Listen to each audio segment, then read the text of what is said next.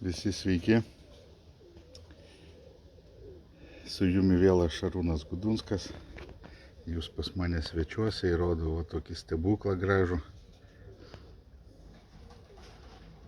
Tokį paukščiuką. Persas, juodaodegis. Reiškiasi antakiai auga pasi viskas. Karūna. Velniukštis tik nusisukęs. Tai reikia apsukti va. Apsisuks va toks va gražuolis va. Žiūrėkit. Labai gražu, švarus. Jokių dėmių. Nieko nėra. Šitie paukščiai buvo pas mane. Radau pakankamai gerų žmonės. Daviau auginti, vienam su sveikata blogai, kitas laiko neturi, reiškiasi, grįžo tie paukščiai. Nieko daug nepriaugino, aišku, žmonės, bet svarbu įsaugojo. Pasimiau atgal, pažaisim. O tokį jauniklį, aišku, paukščiai biški buvo. Biški pas vieną dėl ligos, pas kitą dėl laiko trūkumo. Biški apleisti. Mažiau dėmesio skyrė, bet svarbu įsaugojo. Svarbu įsaugojo, eilę metų nepradingo. Tai manau irgi geras pasiekimas, o matot kokie antakiai darosi. Užkrytę. Biški dabar biški laisviau, galėsiu biški užsiimti ir tokiais paukščiais. Aišku, nelabai čia aš, kaip sakyt, turiu ir pats to laiko, galimybių čia jų daug. Bet va tokius va gražius atrinksim. Šie paukščiai yra užbaigti. Ten plemotų tokių visokių dar. Retas, kada iškrenta paukščiai. Atidirbti, ne taip kaip ten mūsų tie galvočiai mišrūnai meta visokius pabaisas. Nedadirbti amžiais. Bet ką padarysi, nėra matyt gerų balandininkų, kad išgrynint, kad jau duotų tokias spalvas, o vat jisai toks paukštukas švarus, kaip sakau. Dabar aišku bėgiosi čia nuo mane, ne? Bėgiosi čia jau. Nebūda, tai tu čia bėgiosi, va matot. Nei pašiknė, kaip raudžiau ir tėvus. Nieko nėra, jokių plėmų, jokių pašiknių, jokių nieko. Va tokie va paukščiai turi būti. Sunkus veisime, žiauriai sunkus veisime. Yra ne ką sunkiau, gal net ir sunkiau negu tos trumpasnapius. Trumpasnapiai gal pasimindžioja geriau, šitie labai sunkiai veisiasi. Didelės čiampės, reikarpytas čiampės. Dideli plotai turi būti pasimindžiot, neturi būti svetimų jokių paukščių, kurie yra daug vikresni negu jie. Platus kodai turi būti nuo ausies iki ausies. Aukštas, status, kakta. Tokie vat paukštukai. Žinoma, be priedų, niekaip. Nors sakiau, nemokinsiu, bet žmonės skambina, gelbėk, pripasakojo, pritarė visokių nesąmonių. Tai šiais laikais, probiotikas vyrai būtinas. Kas 14 dienų, 3 dienas iš eilės. Tai gerosios bakterijos, tai imuniteto stiprinimas, vitaminas C, stresas. Begalė gerų dalykų. Žarnyną sutvarko. Reiškiasi, būtinas dalykas. Viskas kaip ir žmonėm. Energetinis papildas. Šiuo metu jūs čia mugės, parodas ruošiat. Reiškiasi, vešit paukščius. Tai žinokit, kad šitie dalykai būtini. Prieš tai pasigirdyti, parodoj girdyti. Gerai būtų toj mugėj. Būtinai ir vitaminas. vitaminas, bet kuris multivitaminai, B grupės vitaminai. Ką turite, tą duokite. Dėl to, kad šis laikotarpis, sakau, kaip ir perėjimo, yra labai sudėtingas. Labai sudėtingas. Paukščiam ypač dar pas ką jie peri. Reiškiasi, tai tiems dvigubai sunku ir šertis, ir jaunikliai, ir kiaušiniai. Ir reiškiasi, po viso perėjimo irgi paukščiai nusilpia, nusėdęs imunitetas, būtinai, ne kviečiai, turi būti stiprus pašarai iki naujų metų, šert kaip kiaulės, didesnis poreikis maistų daugiau, nes aš suprantu, lietuvių jau baigėsi pliusas po eurą už paukštį, reiškiasi, tai tada neduodam nieko, perėjimo nėra, biznio nėra, viso. Ne, labai jūs klystate, paukštį gerai ruošiam iki naujų metų, jau po naujų metų paukštį vėlgi ruošiam perėjimui, taip kad nėra kada tam paukščiai nieko neduot ir tai va, kaip nieko nedodam, paskui grėbėmės prieš paskutintą akimirką, jau paukščiai stimpa, negerai. Paukštis turi būti ruošiamas ištisus metus ir sakau, ką vežam čia, reiškisi tos visus žolinius preparatus ir ten viską, dar čia yra lašas jūroje yra, jeigu pagalvojus normaliai, tai lašas jūroje, kas liečia paukštį paruošti sveiką, stiprų, kad nesakytų jaunikliai lizduose stimpa, neaugina jauniklių ten, aš tokių dalykų nesuprantu, dėl to, kad taip nebūna. Pas mane daug metų auga tie paukščiai, reiškiasi, net va dabar šio laiku, matot, pyplys dar palikęs poras, kurios pasidės kiaušinius, neskiriu, kad reiškiasi tą prarastą laiką, kur biški vyrai prarado, kad biški dar spėda sivyt, kol orai geri. Viskas paruošta, švirkštai, košytės, jeigu reikia. Šiaip dabar šitas auga pats dašeria tėvai, palesa pats, va toks gražuolis. Reikia atnaujinti būrį, atjauninti tiksliau. Tai va toksai va kleckas, gražus. Nėra galimybė, aišku, jų priveisus leisti lauką. Jie tokie paukščiai yra su darbu, reiškia įsiverčia. Dažniausiai jie mina kojom. Tai toks įspūdingas kaip stulpas gaunasi, nuo žemės va pakyla iki mano būdos, tai net stačiai kildami be rato.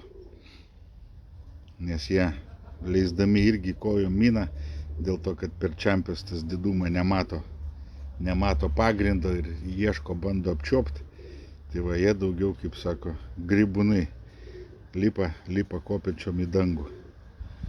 Tokie paukščiai. Šalčio nebijo, karščio nebijo. Vis dėlto persai, reiškiasi ten Iranas ir ten Iranas, Irakas, o tie kraštai ten, viskas, kas buvo Persija, iš ten kažkada tai rusų kazokai iš karo grįžęs atsivežė tos paukščius ir ilgą laiką jos kitaip kaip persais ir nevadina, nors šiaip Rusijoje bandoma jiems priklijuoti Šiaurės Kaukazo liniją, taip, yra tokių panašių nekoduotų trumpom čiampėm gruzinų juodauodegių, bet be kodų, va taip kažkas tokio, tai biški iš istorijos ir, šiaip tai sakau, labai gražus, kaip ir sakiau, kai klausė Mindaugas, kodėl karališka, dėl to, kad, tokie paukščiai įspūdingi, jų nėra per daug, sunkus veisime, sakau, tai užtat gal ir karališki, dėl to, kad tikrai gražus paukščiai man. Nu, gražesni tik tai uzbekai gali būti. Gali būti gražesni uzbekai. Už šitus paukščius. Reiškia, dar yra raudonodegiai. Ten jau Kaukazo raudonodegiai, geltonodegiai. Bet jie yra be antakių. O čia, va, matot, ant akės antakiai. Su metais darosi kaip Brežnevo. Amžinatilsį Brežnevo. Ja. Reikėtų taip gal sakyti. Tai va, tai tokie antakiai didėja. Kuo didesni užkrenta, to gražesni kodai, sakau, nuo ausies iki ausies. Didelės tokios karūnos. Tai va, čempės juodos uodegos, kaip nupjautas. Tai va, tokie paukščiai parodo pagarbą tiems balandininkams, kurie tą veislę užbaigė, dabar tobulina. Reiškiasi, Krasnodaras, ten reiškiasi Krasnodaras, Šiaurės Kaukaze, Kubaniai, reiškiasi Rusijos pietuose, tai jos tobulina, kaktą aukština, tokia kaip pas turmanus, kad būtų. Žiūri snapų ilgi, kad trumpesnis būtų. Ne trumpas visai, kaip pas mumi mėgsta viską ant šmirgelio, bet toks vat trumpesnis snapukas, neilgas kaip gandro. Tai va, vieniems tinka ant aukštų kojų, kitiems ant žemų kojų. Man irgi tokie patinka, kaip pasakyti, akuratni. Akuratni tokie vat. Paukščiai labai tokie ramus. Aišku, jos, sakau, lauke leisdavau ir prarasdavau ir skrisdavau, bet nu čia kosmoso nereikia laukti. Vyrai čia nėra, nekalbam net valandom. Čia 15 minučių pasiskraidimas vidutiniam aukštį. Kiek aukščiau būdavo. Reiškiasi, aišku, mažai pas mane buvo tų juodauodegių. Visada, kas atvažiuodavo, visiems labai patikdavo Šiaurės Kaukazai. Nu ir aš raudoną uodegų kolekciją, geltoną išpardaviau. Šitus atidaviau, kad įsaugotų. Nes tie visi išnyko, taip pat išnyko ir prapolė visi. Tai va toks va paukštukas. Dėl bakinsų nepergyvenkit, niekur jie nedingsta. Viską aš galiu suderinti. Dar ne vieną veislę galiu suderinti, bet sakau, kas mano, tai mano. Visiems to laiko padalinsim. Šitie irgi va ir gražuoliai. Gražuoliai tikrai yra gražus, įdomus paukščiai.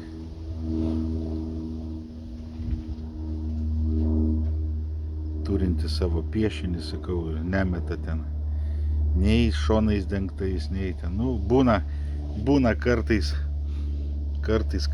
būna vienas kitas plėmas, keletą plunksnų, kažkur tai juodų, nes kažkada tai jie buvo pradžioj su plėmu ant kaklo, reiškiasi, tai kaip šeichai, kaip grivūnai, va tokie paukščiai. O paskui jau jos darė ir padarė veisėjai tokius va. Šitą eilinį irgi paukščių labai jau daug metų. Kokie, aš nežinau, 8-9, kaip aš jos nuo 19 kaip atidaviau, o dar iki to buvo. Labai seniai, tikrai labai seniai. Dar tik tai buvo pradėta gal rinkti plačiauodegiai mano tie korpusiniai dėlioti. Tai va, tai čia buvo jų daug atvežta, daug prapuolė, išnyko. Tai va ir sakau, nematau Lietuvoje, kad kas nors būtent vien tik tai vėlgi tokiais susiimtų. Nesakau, jie daug sunkiau veisėsi nei ten almavyrai, ar ten kiti Šiaurės Kaukazai, sakau, geltonodegiai, raudonodegiai šustresni. Ten tie visi šoniniai taip pat yra daug paprasčiau veisiami. Čia yra Bucharos paukščių kraujo turi, reiškiasi, yra Bucharos burbuliai.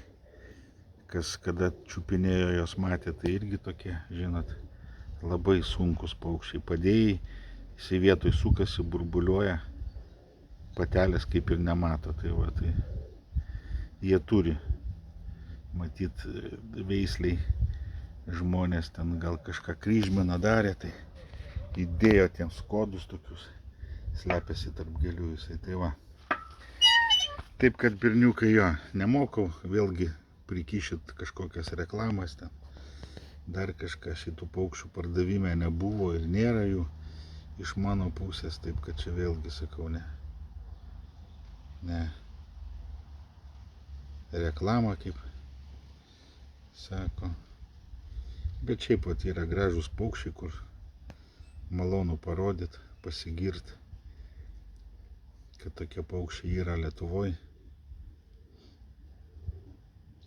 Gražu, įdomu veisti, kaip sakyt, gėlė tarp gėlių.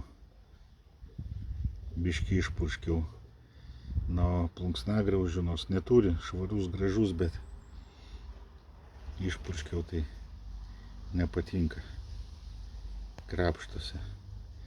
Tai va, taip kad sakau, nedarykit klaidų, neklausykit trenktų, durnų žmonių gyvenime, kurie nieko, kas jis, kad laiko ten 20, 30, nors ir 100 metų, bet jis, kaip sakyt, nieko jis nesupranta tose paukščiuose.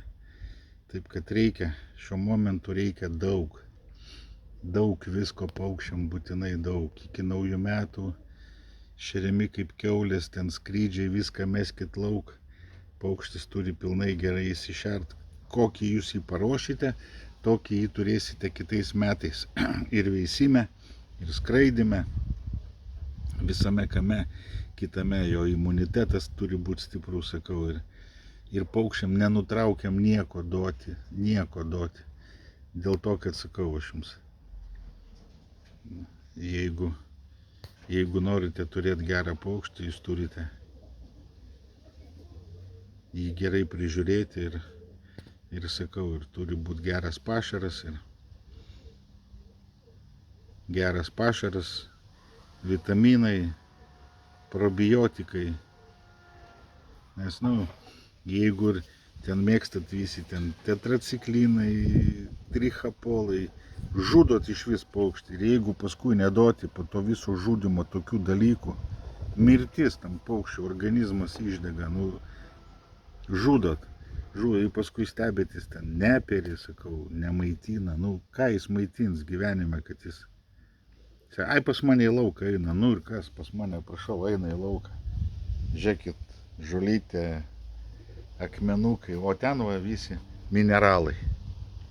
Va ten, kas eina į lauką, gauna va ten mineralus lesti. Tai ką jūs įsivaizduojate, kad čia ant to žemės čia pilna mineralų pas jūs? Nejuokinkit. Turi būti duodama geri mineralai. Viskas, kas yra gera, kas turi būti pas paukštį. Aš jau ten neprišu, sakau, ką aš rodyčiau, jeigu kas viskas yra duodama ir kainas tų preparatų, kur mes jau nevežam. Čia, Valdų jau nesiūlau į parduotuvę statytis, bet aišku, po biškį ateina jauni sportininkai, jiems reikia, tai vat atvešim jūros dumblius, viską ir, čia yra, kai sakyt, nauja karta, protingi žmonės, jie kitaip į tai žiūri. Tai va, ir kitas požiūris, ir čia turit keistis, nesakau. Gražių gerų paukščių neužauginsite. Kaip ir kalbėjau su lietuviškų veislių augintojų. Švirkštas, košytė, geras pašaras ir pilna bagažinė gerų paukščių, kurių nereikia traukti turgui, viską iš bagažinės išperka ir skambina po 20 kartų į dieną pirkti ir panašiai. Tai va, tai manau, kad daugumas klauso žmonių, teisingai daro, protingi. Daug siunčiu žmonėms paštomatais, Omniva. Reiškiasi, daug kas atvažiuoja prieš turgų apsipirkti. Protingi žmonės protingai elgiasi. Tai va, taip, kad būkit protingi, neklausykit visokių ten patarimų, durnų, klausykit, kas veisia paukščius, kas jais užsiima, kad žinotumėt, kad žmogus nemelos, ne tas, pas kurį ten stimpa, miršta, neauga. Jisai, ir pas mane neauga, aš ten duodu, šūdą tu duodi žmogau, man gaila tų paukščių. Tai va, berniukai, daug čia aš nestumsiu, nesvarbu, kas kaip nori, taip darykite, man už tai, kai sakyt, pinigų nieks nemoka, aš laimingas, kad aš moku auginti, auga paukščiai ir džiaugiuosi to, taip kad ir jums to linkiu. Tai va, taip kad visiems sėkmės, einu, mesiu jauniklį į būdą, nes jau jam čia taip daug visokių dalykų. Tai va, nepamirškit vieną, kad būtinai probiotikas ar parūgštintojas į vandenį nuėjo tarp gėlių slėptis. Mat, lizdo ieško, Tai va, nes vešite į muges, į renginius dabar, ne pačių geriausių laikų, tai būtinai energetinis, probiotikai. Reiškiasi, vitaminais gerai pasigirdykit, paruoškit paukštį, mugės laikų taip pat duokite šitus daiktus, dėl to, kad vitaminas C tai antistresinis. Reiškia, čia toks dalykas nepaslaptis, taip kad viskas. Visiems gerų jauniklių, sėkmės.